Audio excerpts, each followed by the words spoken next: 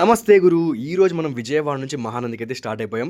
ట్రైన్‌లో మనకు కొత్త ఫ్రెండ్ పరిచయమయ్యాడు గురు. చూడండి ఎలా చూస్తున్నాడో. ట్రైన్ ఎక్కేసాను, ఐడీ తెచ్చుకుని ఇడ్లీ అలా కుమ్మేసానో లేదో, ఇంక లేట్ అయిపోయింది బాబు పడుకుందామని చెప్పారు. లైట్స్ ఆఫ్ చేశారు. మనం కూడా పడుకొని అలా తెల్లారిందో లేదో నంద్యాల అయితే వచ్చేసిందనమాట.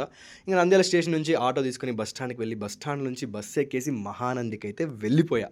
మహానంది టెంపుల్ ఉంది డార్లింగ్. చుట్టూ కొండలు, మధ్యలో టెంపుల్. ఆహా! అదిరిపోతుందంతే. నాకు ఈ టెంపుల్‌లో బాగా నచ్చింది ఏంటి అంటే ఈ కొలను. ఈ కొలంలోకి ఒక గుండు సూది వేసినా కూడా స్పష్టంగా కనిపిస్తుంది. వాటర్ అంత స్వచ్ఛంగా ఉంటాయన్నమాట. ఒక గంట సేపు స్విమ్ చేశా. ఇంక టెంపుల్ దర్శనానికి వెళ్ళాలి కాబట్టి లేట్ అయిపోతుంది కాబట్టి మంచిగా బయటకొచ్చేసి పద్ధతిగా రెడీ అయ్యా. ఎలా ఉన్నాను చెప్పండి? పంచ కట్టుకొని, బొట్టు పెట్టుకొని పద్ధతిగా ఉన్నాం కదా! కామెంట్ చేసేయండి ఎలా ఉన్నానని చెప్పేసి. టెంపుల్ నుంచి బయటికి రాగానే అక్కడ పెట్టే టెంపుల్ పులిహోర ఉంటది డార్లింగ్. 2 ప్యాకెట్లు లాగిచ్చేసా అనమాట. ఇంక టెంపుల్ బయట మొత్తం అలా వ్లాగ్ కంప్లీట్ చేసుకొనేసి మెయిన్ నేను మహానందికి రావడానికి కారణం మా గురువుగారి పెళ్ళనమాట.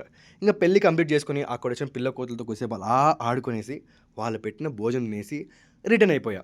మహానంది మాత్రం వేరే లెవెల్ డార్లింగ్. మీరు ఎవరైనా ఎళ్ళింటే గనక ఒక్కసారి కామెంట్ చేసేయండి. అండ్ ఈ వీడియో ఎలా అనిపించిందో అది కూడా ఒకసారి కామెంట్ చేసేయండి darling. Have a great day. Love you.